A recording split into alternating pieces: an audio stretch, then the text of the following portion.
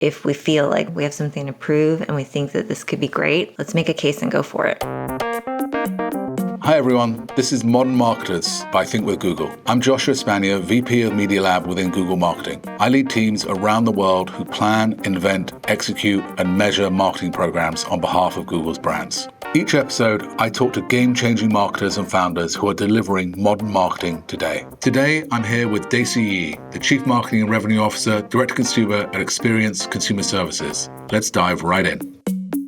I'm really excited today to start off a new conversation with Dacy, who is the Chief Marketing Officer. I'm checking the full list here, Dacy. Chief Marketing Officer, Revenue Officer, and Direct-to-Consumer at Experian Consumer Services. Is that right, or have I missed anything? Yeah, it's the longest title on earth, isn't it? Yes, my name is Dacy Yee, and I'm the Chief Marketing Officer and Chief Revenue Officer for the Experian Consumer business. Okay, well, I'm thrilled that you're here joining us on this Modern Marketers podcast. I'm enjoying having these conversations and sort of getting under the hood of people doing amazing things in our industry.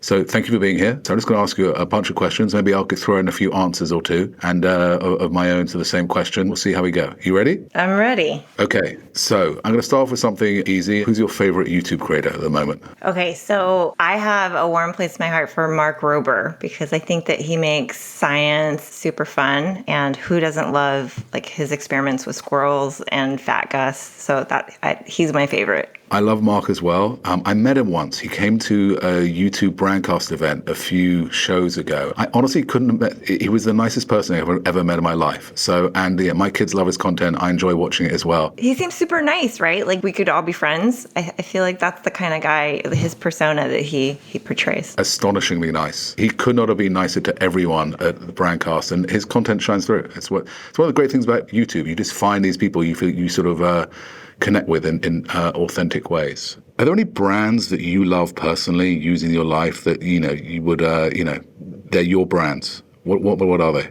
Okay, so people that know me would know that I have a major thing about shoes. I love shoes. And so Nike it is one of the brands that I have a lot of Nike boxes in my closet. And when I think about why I like them so much, it's consistent. I know my size, and I know that it's absolutely going to fit if I order and I find a pair that I want. And I've just come to be very loyal to them. I lean towards brands in which I have a really good feeling about the experience that I have with them. That makes sense. I've spent too many times, this is almost embarrassing to admit, watching some epic Nike film on YouTube, which makes me cry. There was a series they did where they met people at the finish lines of races and offered them contracts, especially sort of amateur athletes and people with certain disabilities. And the Nike representative was there to give them sort of the sponsorship contract there and then. They filmed it all. It's just genius use of YouTube, genius use of social and content, and just so emotional over what ultimately is a pair of shoes, right? But somehow it's so much more than that. So I can respect that. That's really cool. I would love to see that. I do think that there's a feeling around the Nike brand that's special. And so if I'm going to love sneakers and be a sneakerhead, then it's great to have one that has that feeling. How did you get to where you are today? I've always been shy at Experian. I was definitely one of those people that would sit in her cube and heads down. And I remember having discussions with my mentor and saying, I really want more. Like I have aspirations. The best advice that I ever got. And he said, you're going to have to, at some point, get comfortable and proclaim what you want. And I felt so uncomfortable thinking about that. And he pushed me and kept asking me, are you going to say what you want? And I blurted out at that moment, okay, fine, I want to be CMO. I felt overly presumptuous to even say the words that I would like to be CMO one day, right? And there was this instant moment where he took a deep breath and said, finally, I got you to say it. And he's like, well, let's go, because now we can talk about all the things that we're going to want you to do so that you can be ready to be CMO. And all of a sudden, I had this amazing support that I felt, and it was really practical support that said, okay, well, now that you've said it, we're able to help support you to get there. And let's talk about the things and the experiences that you're going to need to gather and work through so that you'll be qualified and ready when the time is right. And it was that moment that I started to really listen to the feedback that said, hey, we're going to need you sometimes to be more on stage, right? We're going to need you to be the voice. Right.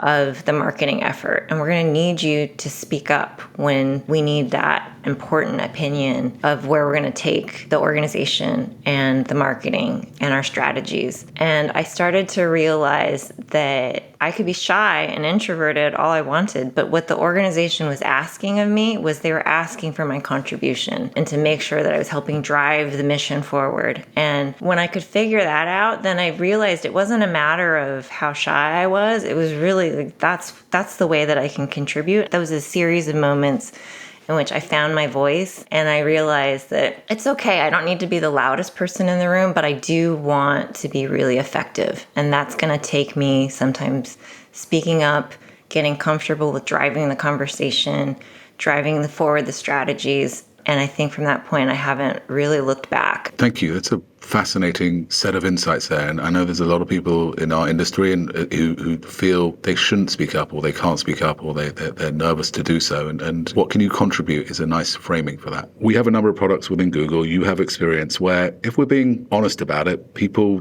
don't have the emotional connection to some of our products that, you would want. How do you think about sort of the emotional connection to a brand like Experian? I'd love you to expand upon that. Yeah, I think it's a great question. I was in a session recently with executive leadership at the highest levels, and we were going through our strategy with them. And we were talking about our product and our plans and all these aspirations that we have. And he asked us, are we paying enough attention to how a consumer feels after they interact with us? And I thought that was a great question and a great prompt.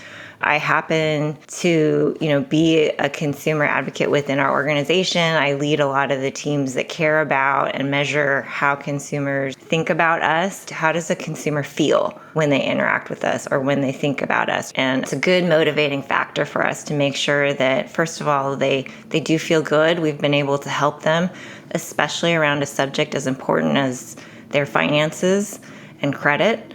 And so that's a responsibility we take very seriously, and we want every consumer to feel good after they've started their relationship with us. Makes perfect sense. I love that someone on your executive committee is that's what every CMO wants to hear. It's part of the fun part of marketing. It's finding why it matters and then connecting it with your brand, connecting it with your users in a way which allows us all to be a little bit Nike in how we go to market and make people feel things. It's great. Yeah, I love that.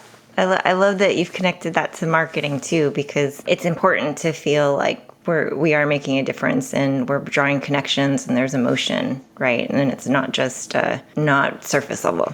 Okay, let's go back in the day just a bit. I'd love to get your perspective on working on sort of e-commerce and sort of e-selling and from the early 2000s as you were to sort of where we are today and wherever you want to take that. I mean, it's been such a journey and you were there at sort of the beginning of all this. So what was it like back then and what's changed to now, do you think, or do you feel? We have moved to a very customer-centric view and experience for consumers. It is absolutely about a relationship and getting to know a consumer, figuring out how you can have a personalized experience for them, and then delivering on that, meeting their needs. So when you talk about personalization, you're talking more about the sort of the products that you're offering and giving to people? I think consumers expect us to know them, to know what their preferences are, what types of products to put in front of them. And it's not always just about a product and a feature, but also what is the next best thing to show a consumer and to put in front of them.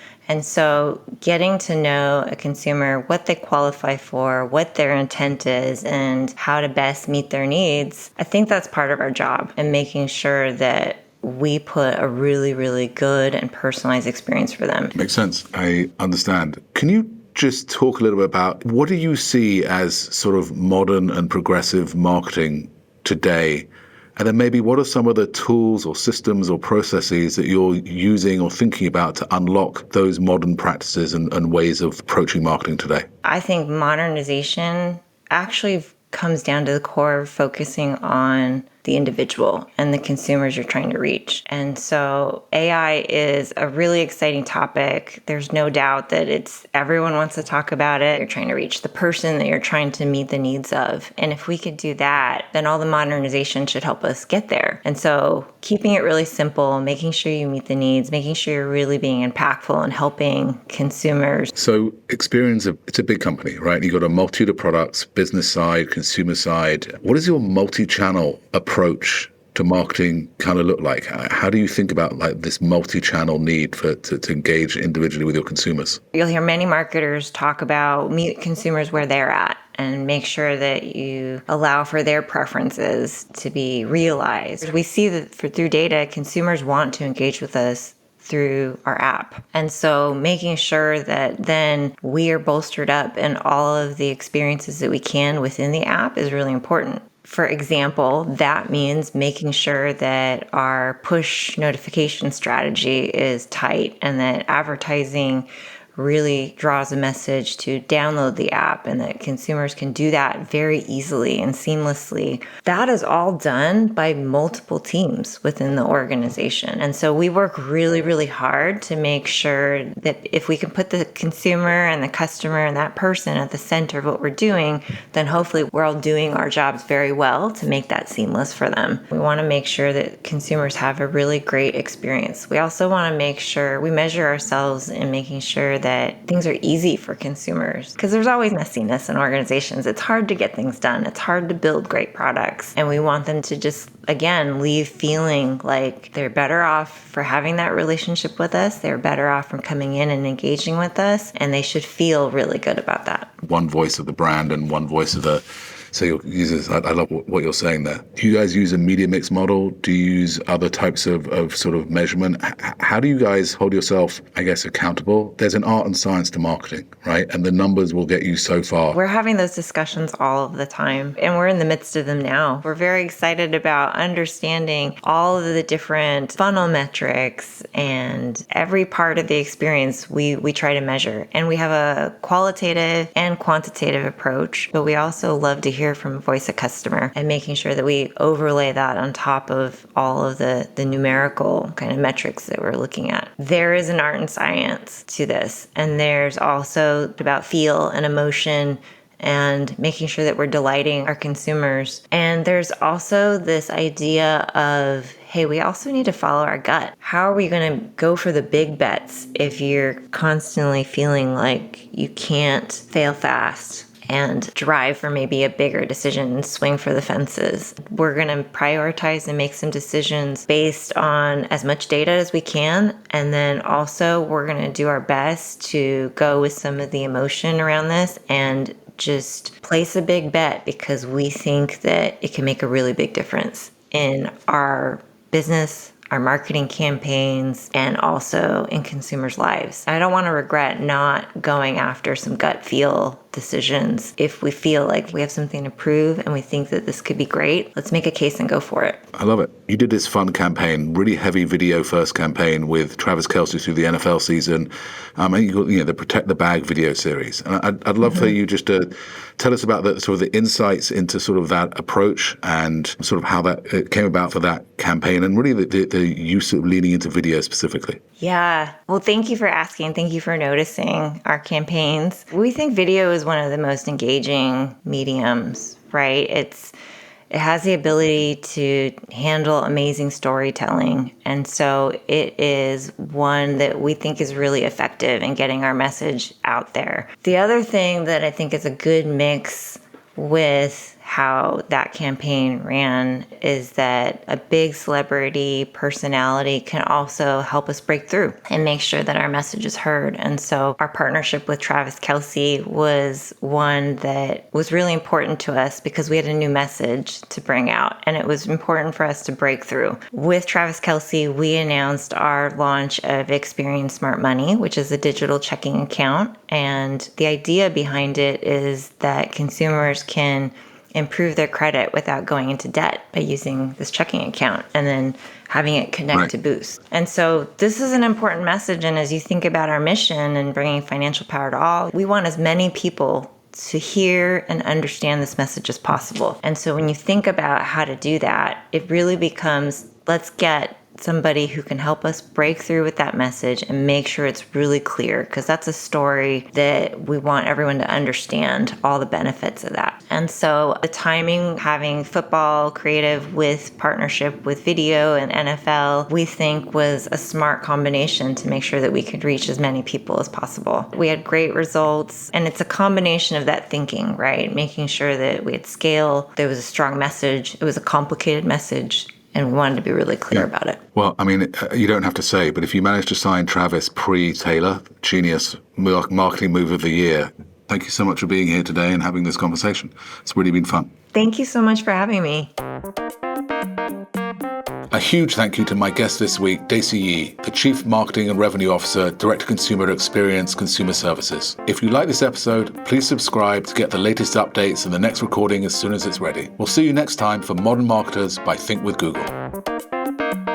Thank you for listening to Modern Marketers by Think with Google. Our host is Joshua Spanier. Modern Marketers is brought to you by Google and Attention. The podcast is produced by the Google Ads marketing team and Frankie Guadagnino, Nagina Niazmatova, and Emily Behrens for Attention. Our technical producer is Kevin Fisher. Modern Marketers is edited by Sean Colello, and this podcast is mixed and mastered by Andy Inglot. Our theme music is by Jerry Mattei. Thanks for listening.